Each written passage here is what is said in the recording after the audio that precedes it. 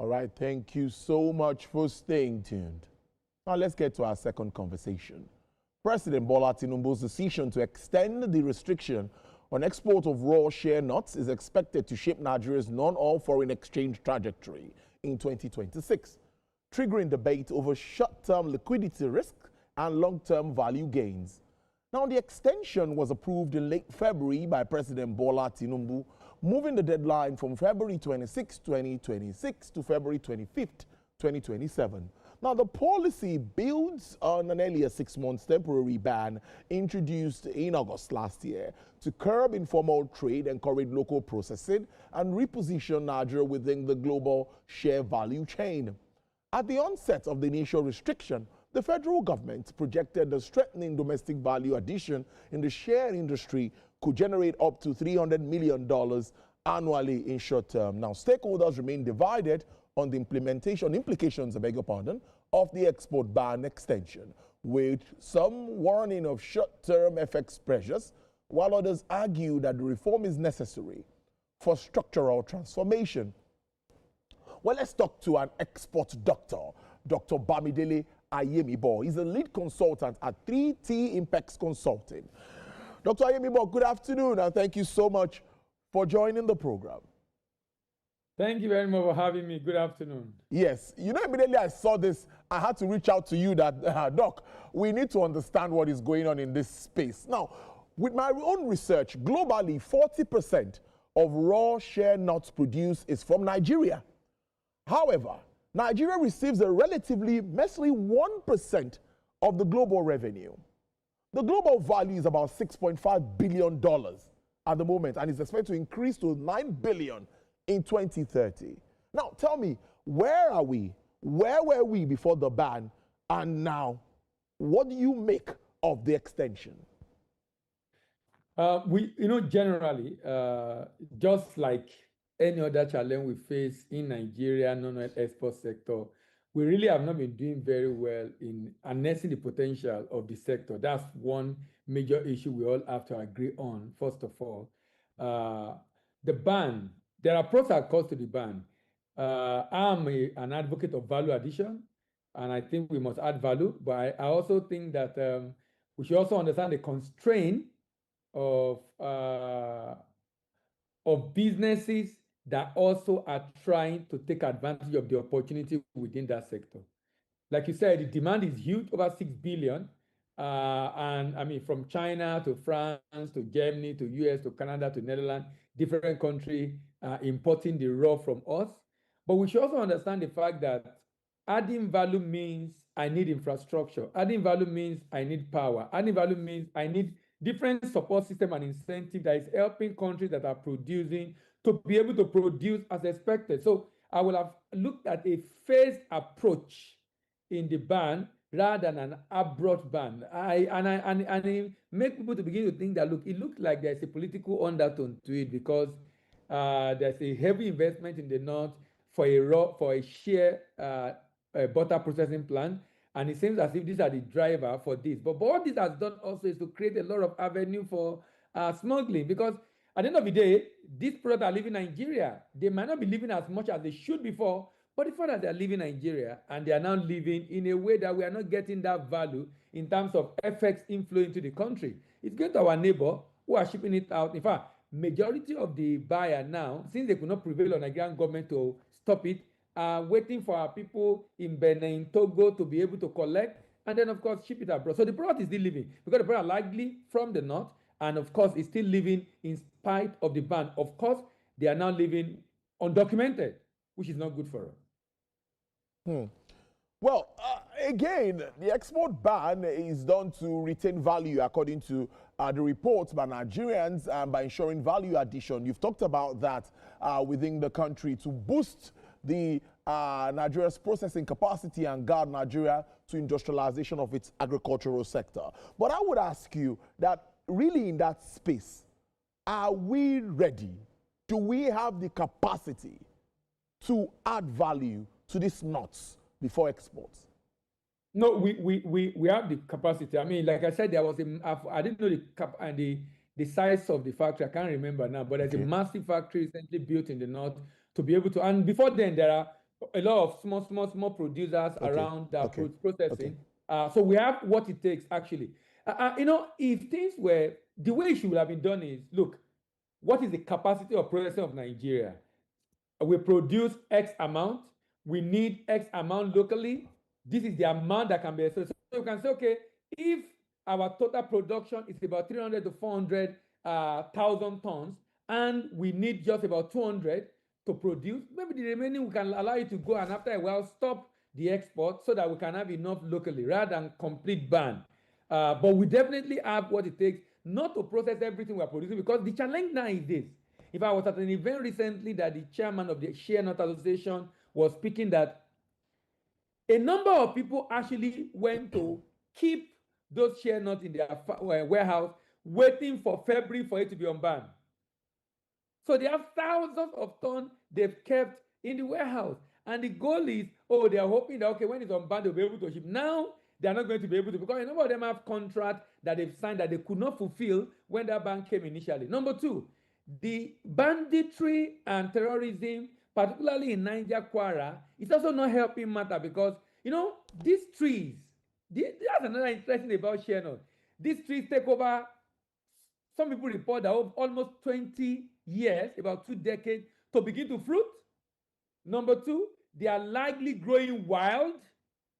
So a lot of women in the villages go into the bush to go and pick them.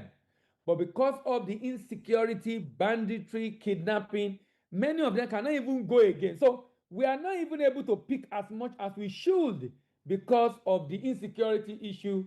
And that, of course, is driving up the pressure, coupled with what happened when cocoa price went up and people moved into shea nut. But now cocoa price is back down, and the price of shea nut also is coming down. But the fact is that we have what it takes to be able to process, but we can do a lot better. You touched on cocoa now, and it's very important to me. As of today, it's trading at about $3,000, a little bit dollars, and this is the same commodity that sold for as high as $6,000. It was more than that. It was at some more point, than that, close to 10,000. Yeah, nine. That's true. 10,000. So what happened in that market? No, so some contract, I think it was Ghana and Cote d'Ivoire, that reduce their export volume. They want to process actually. Okay. And 75% of cocoa export in the world is from West Africa. 75%. Even though the total, which is also a challenge, the total market demand for cocoa, when the price went up, it was up to about $20 billion. Now, of course, I don't expect it to be more than $12-13 billion because of the fact that the price has come down. But chocolate price is over about $40 billion.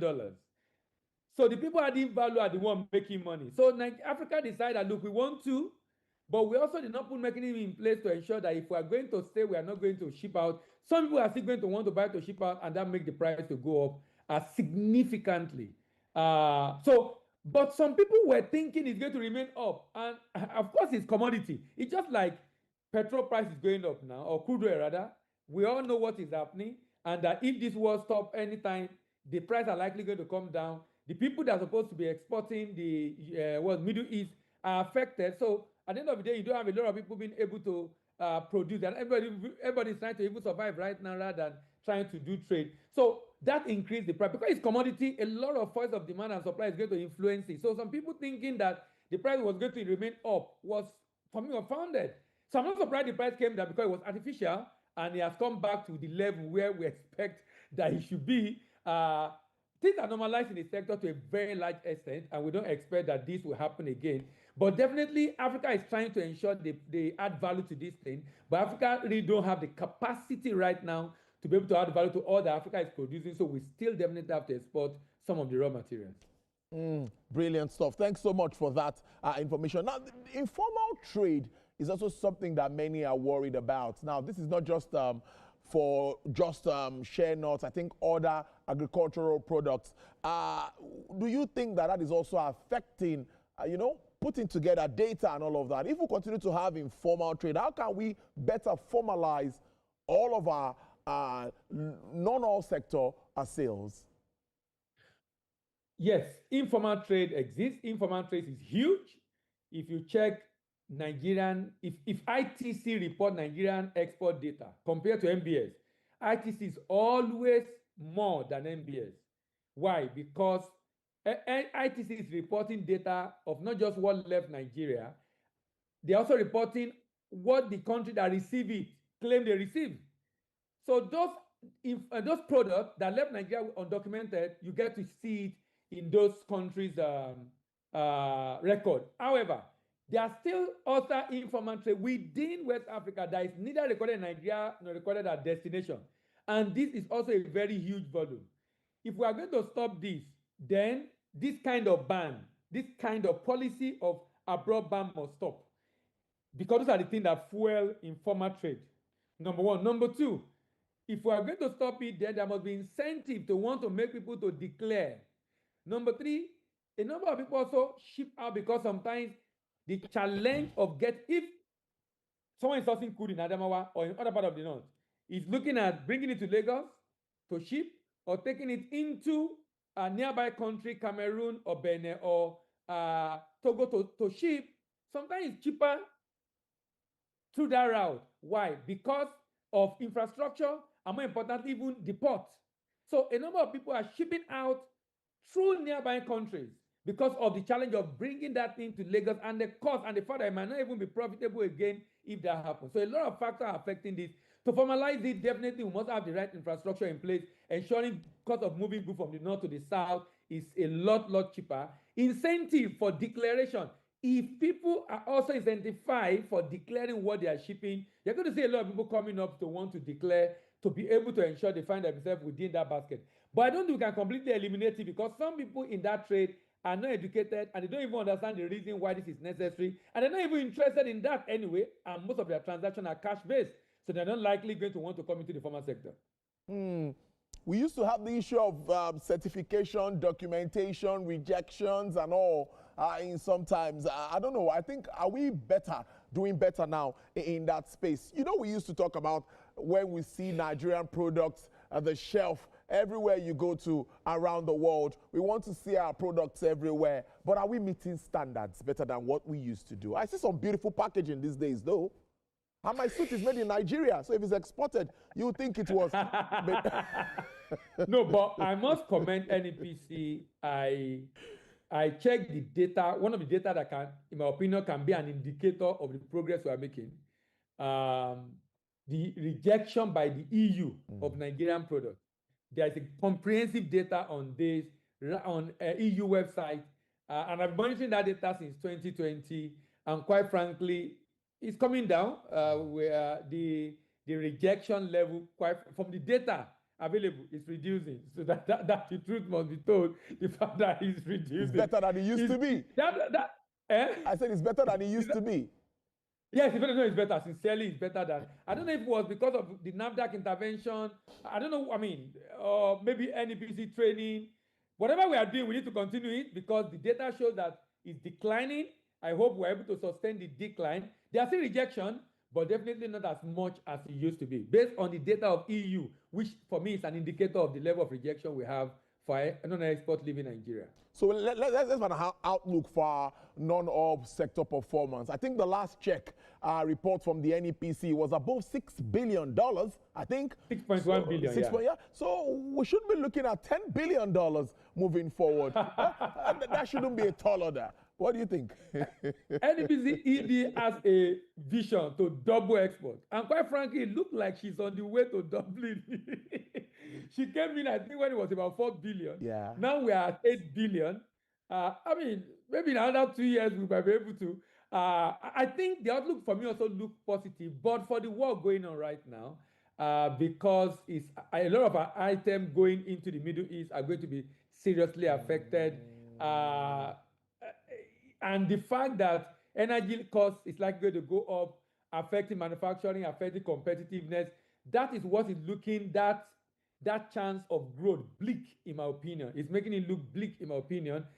If it's anything to go by, what I foresee because of what is happening is we have some positive opportunity because majority of the petrochemicals, oil, petrochemical and fertilizer, coming from the Middle East because they're also a huge volume of oil production and crude oil production there and processing, we might be able to see demand coming on our side. And that, I think, is a positive for us. And the fact that we now have Dangote producing, and urea, petrochemical, urea fertilizer was one of the major item of export. Based on the report of NEPC, I think it's second to cocoa or thereabout. So we expect that the demand should come more for Nigeria, and we might be able to see a lot of export of that because people are now going to look for other options. In fact, there are projections also regarding cocoa, sesame, and some other commodity that people might want to stockpile right now because they don't know where this is going to lead us and the impact is going to be on price. So we might begin to see some positive in that direction. But for most of our shipment to Middle East and Asia, we might have some reduction. But good enough, we have a lot of shipment to Europe and North America, and that we expect to see an increase. I think it's been a very nice one, I must say, talking to you, as always, my export doctor. But let's see how all of this looks. I'm concerned, really. My earlier conversation was around the war and what it means, of course, for the entire continent. But I believe that the timing and the execution of this Shea nut ban and all is something that some exporters are also worried about. What will be your parting shot with regards to this? The beauty of Nigerian trade is that we have over 281 products, according to NEPC, that can be exported. So if you are a commodity trader and you do Shea nut, the beauty is that you're a commodity trader, you can always do something else. So I don't think it's that bad in the sense that it will be affecting the exporter, no doubt. Some other have some contracts that have been affected, no doubt. But what I'm trying to say is that the good thing is that there are other options of commodity they can actually pivot into to do if they are not able to be able to do Shea nut legally. So rather than saying, look, it's not, I'm basically saying that there are opportunities, there are other options that can be considered for the commodity traders. And we should also begin to look at diversification. This, for me, is room for diversification. Because even by the law, I think House of Reps passed that law. And I don't know if Senate has passed it, banning about 30%, ensuring 30% value addition to our commodity export.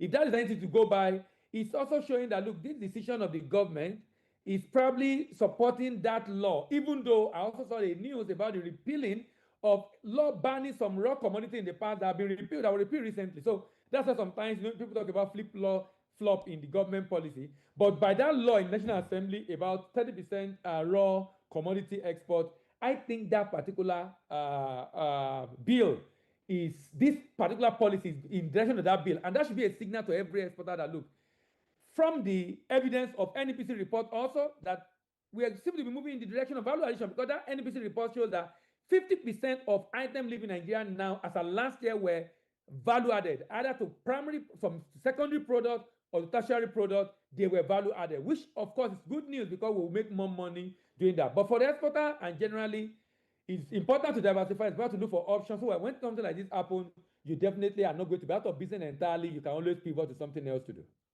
Dr. Bamidele Ayemibo, lead consultant, 3T Impex Consulting, export doctor. Thank you so much for your time. Have a great weekend. I won't mind to have some Shea nuts too, for just for the weekend. All right. Thank you very much for having me. Bye-bye. All right then. Bye-bye to you too.